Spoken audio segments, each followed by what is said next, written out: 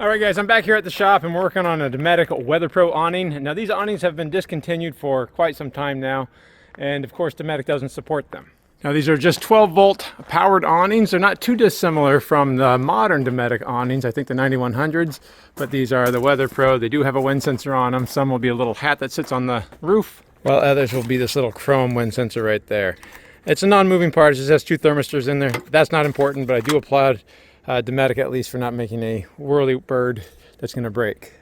But that's not important either. But the motors are no longer supported by Dometic, and if they go bad, basically they want to sell you a whole new awning. It's not because the tube is any different, or the fabric is any different, or the wrap is any different. It's because these arms are different, how they did the arms. While I suppose you could say they're not trying to sell you a whole new awning, just new arms and hardware, you know, it's pretty much the same thing.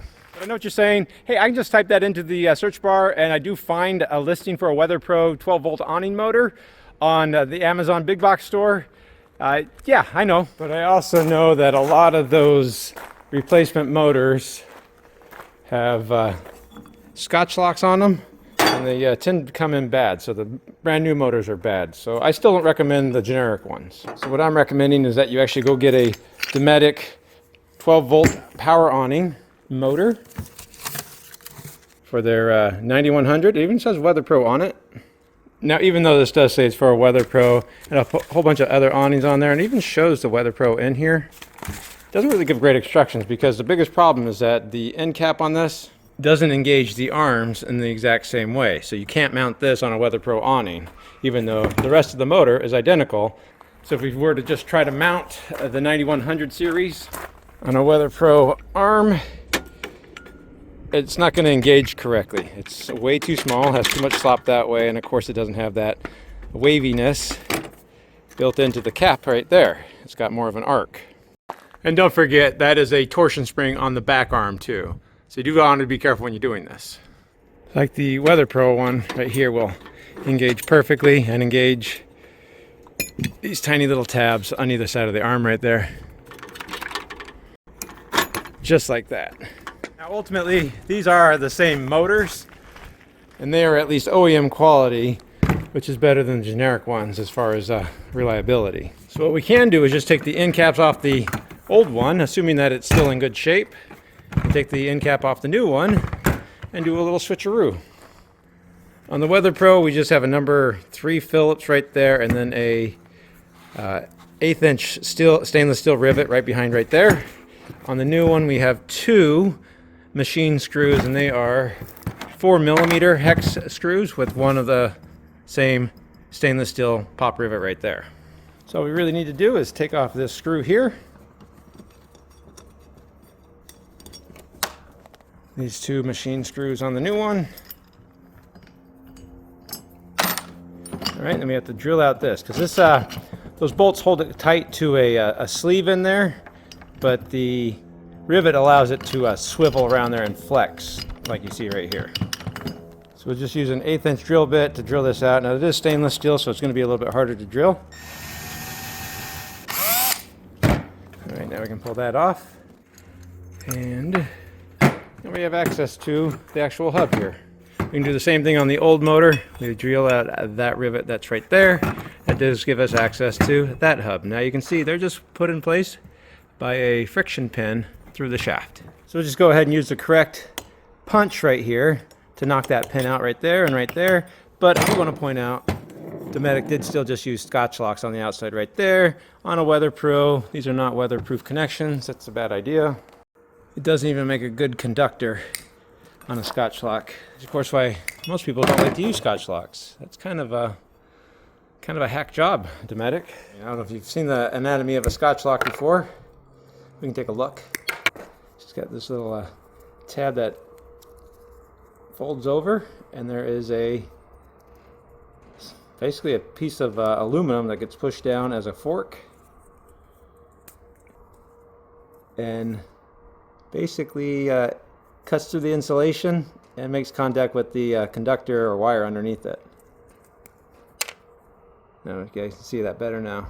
So it's only making a little bit of connection points on either side of it. And there's the wire.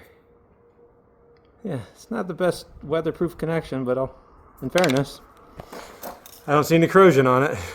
Now let me go ahead and point out that on the Weatherpro, they just have a tiny little hole right there for this to fit through.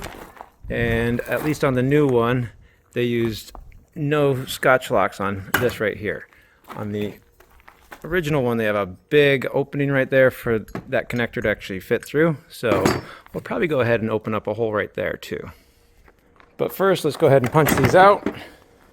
I just got the vise right there. I'm not putting a lot of pressure on it, okay? We're just gonna keep this from moving around on the bench.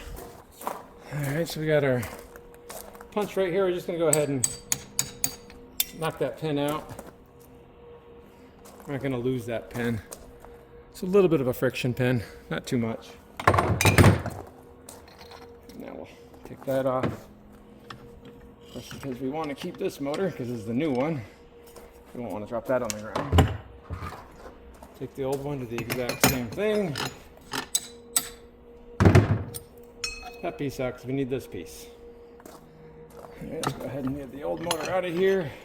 By the way, this one was, the customer was complaining that it would not roll up easily, it would overheat. I think that brake was at the end of its life on it and seizing up. Get the new motor right back in here, just like that. So this is the part we need right here. Feed the connector right back through there again. We need to make sure that the wires do get split apart as we put the pin in. Go ahead and use the new pin, because why not?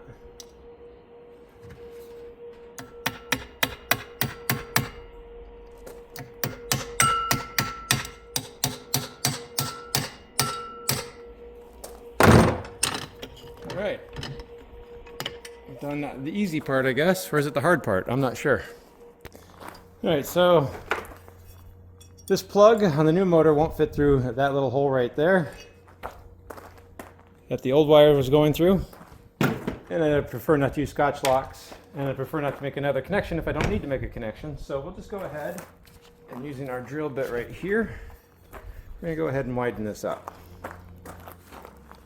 It's gonna be hard to use a unibit on an established hole because it's so close to the edge right here. Go ahead and put a new hole right about here. I can go all the way through that. 5/16 next. We'll try to join these two holes together. All right, unibit. Connect the two holes together. And now we move to the next size unibit and finish out that hole. All right, so our old plug is right here. So that'll fit in. So I'm just gonna go ahead and use my rotary rasp to clean up this, to protect the wires. And of course, don't forget, this is all purely optional. If you want to use a splice or a connector, you can do that too. So just go ahead and kind of bend that up so I can kind of feed that up through the hole, just like that. And now we can put this all back together. First we'll line up that mount right there. And this was the, I think, number 3 Phillips, which I will be using a number 2 Phillips screwdriver because that's just what I happen to have.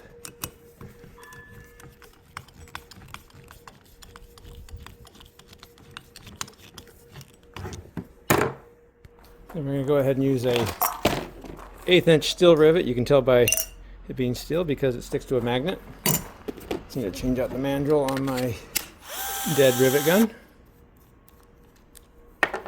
And you'll want to use a power rivet gun for a steel rivet. Otherwise, your hand will not be pleased with you when you're done.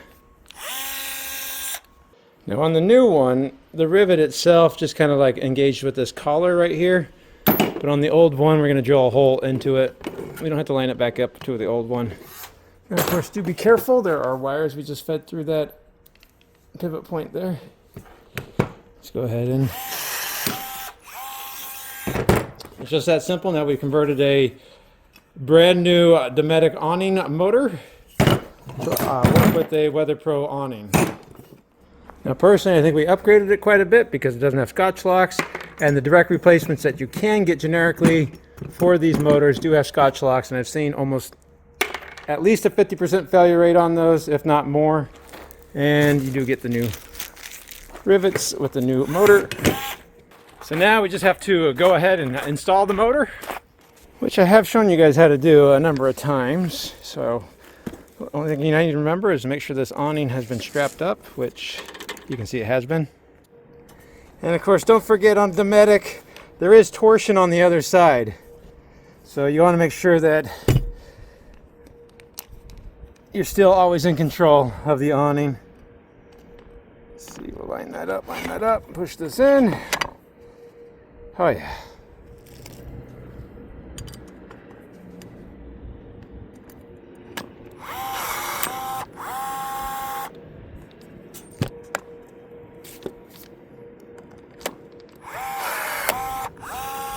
Of course, hopefully you guys can appreciate why I like a power rivet gun now.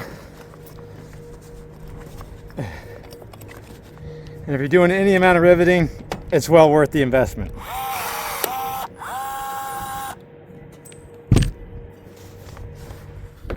Now we can just line this up, making sure we get the grooves on both sides. Push it down, connect the wires back together, just like that. Make sure we have the special curved washer on the bolt head that's going to put it back together. Make sure it engages right there. And just that simple. We have changed out or upgraded a Weatherpro Awning motor that was supposed to be discontinued and you can't find anymore. Ooh, that's much better than it was before. It was struggling even to go out. Nice. Let's go ahead and go back in. Of course, remember that these motors can overheat pretty easily going in and out, so you have to give them a break. But I think that's going in a lot better than it was before. Now, before you guys yell at me too much, let's go ahead and open back up again. We'll stop it right there. Now I can put the wind sensor back on. And look at that. So much easier for the next guy. Get that wind sensor put back on again. And of course, these wind sensors, like I said, are just thermistors. There's basically one that's exposed to the wind and one that's exposed to the is covered in plastic. And it just gets a different reading on the resistance of both of those. I don't know what those readings are, but obviously the one that's exposed to the air, if it's windy, will cool off or have a much different value than the one that's completely covered and encased in plastic, which would tell the controls that it must be windy and to bring the awning in.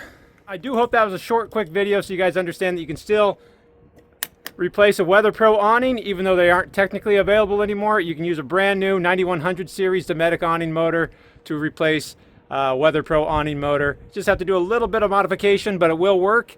Works really well. I do recommend just sticking with the OEM though. Thanks a lot for watching, guys. Bye. But that's neither important either.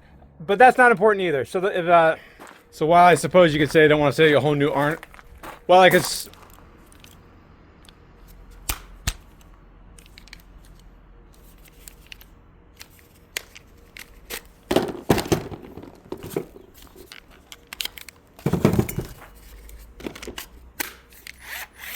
Just that simple. We took a brand new Dometic power on.